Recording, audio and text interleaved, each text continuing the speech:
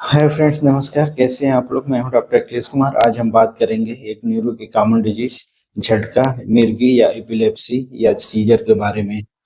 तो सबसे पहले हम बात करेंगे कि कब कहेंगे कि मरीज को झटका या सीजर या एपिलेप्सी आ रहा है।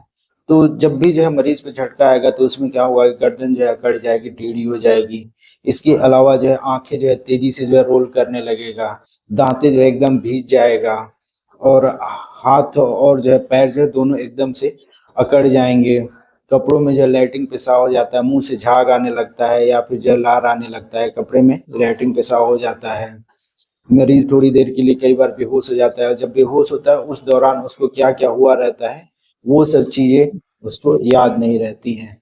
तो अगर ऐसा हो रहा है तो जो है इसको हम झटका या लकवा या मिर्गी का दौरा कहते हैं। अब इसको जो है मतलब कि कितने तरह के होते हैं, तो ये जो है एक होता है कि सीजर है या फिर जो है एपिलेप्सी है। दोनों का इलाज बिल्कुल अलग होता है।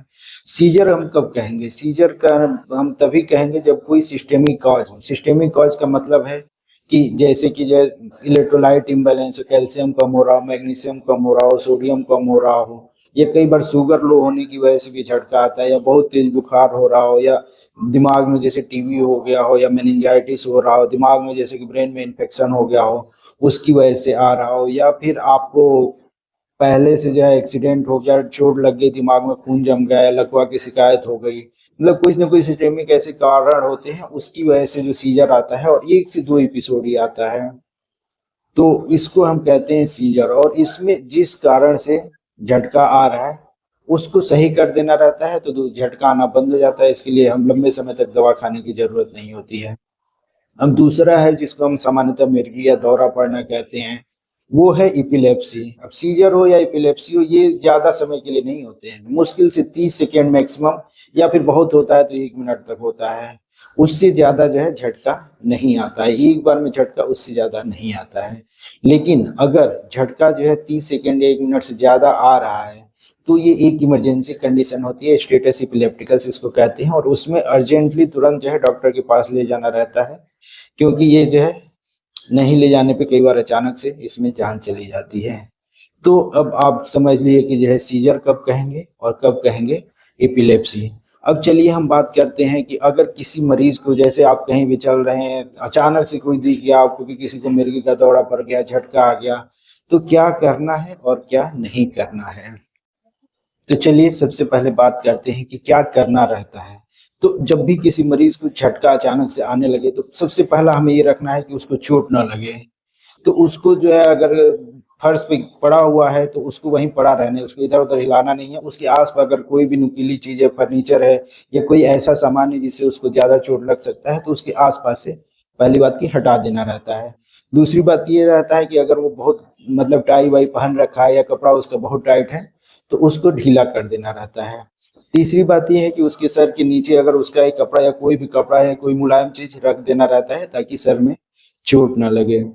चौथा ये करना रहता है कि उसको अगर झटका जब खत्म हो जाता है उसके बाद से उसको करवट लिटा देना रहता है। ये एकदम से ध्यान रखना है, जब झटका आ रहा है उस समय मरीज को नहीं दबाना है, नहीं करवट करना है। झटका जब खत्म हो जाए तभी मरीज को करवट लिटाना है। इसके अलावा और क्या कर सकते हैं आप? अगर मुंह से झाग आ रहा है या लार आ रहा है तो उसको जो है करवट है तो साफ कर देना है। तो यही चीजें जो है ध्यान रखनी है, 4-5 चीजें, बस इतना ही कर देंगे तो उसको जो है बहुत हेल्प कर देंगे आप मरीज को। अब क्या नहीं करना है, तो सबसे पहली बात कि मरीज के मुंह में अपनी उंगली ना डालें। ठीक है, बहुत लोग होते हैं झटका आ गया तुरंत मरीज के मुंह में अपनी उंगली डाल देते हैं, उसमें आपकी उंगली कट जाने का खतरा रहता है। दूसरा ये है कि मरीज के मुंह में जैसे कोई हार्ड ऑब्जेक्ट हो गया, चम्मच हो गया या फिर जो है लोहे का कोई सामान से उसका अगर दांत बंद हो रहा है, मुंह बंद हो रहा है, तो खोलने की कोशिश ना करें। थोड़ी देर का झटका है, 30 सेकंड से 1 मिनट का, वो अपने आप सही हो जाता है। उसके बाद से जो है आप जो है उसको मुंह खोल देगा वो, तो आपको मुंह में कुछ भी नहीं डालना है। दूसरी बात ये है कि बहुत लोग होता है झटका आते हैं उसको जो है कुछ मोजा सुंघाएंगे, जूता सुंघाएंगे, प्याज सुंघाएंगे, तो ये सब चीजें नहीं करनी है क्योंकि वो थोड़ी देर में अपने आप सही हो जाता है। आप सुंघान करके उसको और परेशान नहीं करना है। और सबसे ज़रूरी चीज़ है कि जब झटका आ रहा हो, उस समय मरीज़ के मुँह में कुछ भी नहीं डालना है। कोई भी दवा अगर है, तो दवा भी नहीं डालना है। जब तक झटका आ रहा है, तब तक कुछ नहीं डालना है। बहुत लोग होते हैं कि तुरंत उसको पानी पिलाने लगते हैं, कोई जो है लिक्विड देने लगते हैं, जूस दे देते हैं। ये बिल्कुल नहीं करना है, क्योंकि उस समय मरीज़ होश में नहीं रहता है और यही जान जाने का एक कारण बन जाता है। क्योंकि उस समय अगर जो है होश में नहीं है, आपने कुछ भी मुँह में डाला हो, कई बार फेफड़े में, साँस की नली में चली जाती है, साँस बंद हो जाती है, उसकी वजह से मरीज़ की जान जाने का भी खतरा रहता है।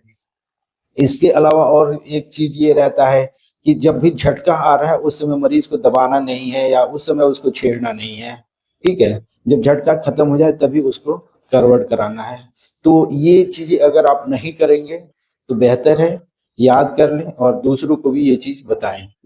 अब ये है कि जब भी जो है झटका खत्म हो गया, उसके बाद ही मरीज को कहीं ले जाना है। नज़दीकी कोई भी एमडी मेडिसिन डॉक्टर हो या फिर जो न्यूरो फिजिशियन हो, तो उनके पास ले जाना है। अगर सीजर आ रहा है, तो उसमें जो है कुछ जांचें, ब्लड टेस्ट होती है, उससे पता चल जाता है कि इस कारण से जो है झटका आ रहा है, उसकी दवा चलती है, मरीज बिल्कुल ठीक होकर के घर चला जाता है।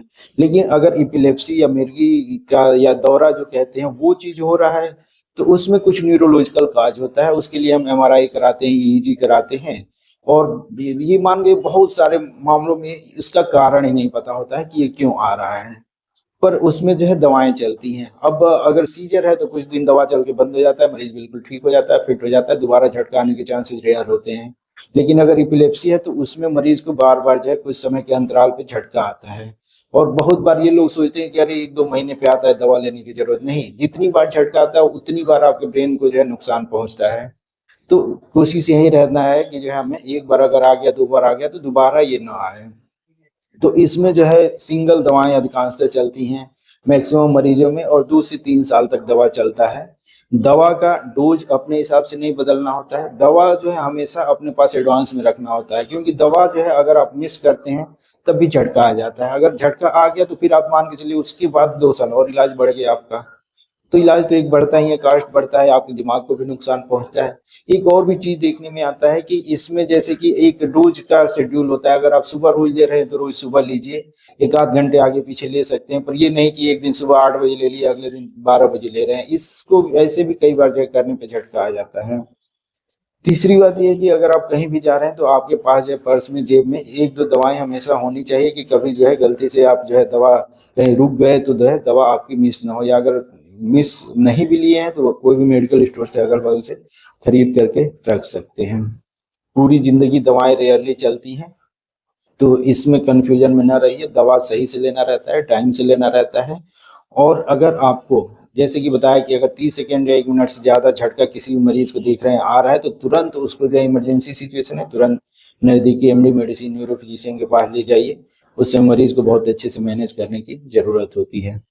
तो आशा है वीडियो आप लोगों को अच्छा लगा होगा। अगर अच्छा लगे तो लाइक करिए, सब्सक्राइब करिए, ज़्यादा से ज़्यादा लोगों को शेयर करिए, ताकि बहुत सारे लोगों को इसका बेनिफिट मिल सके। नमस्कार।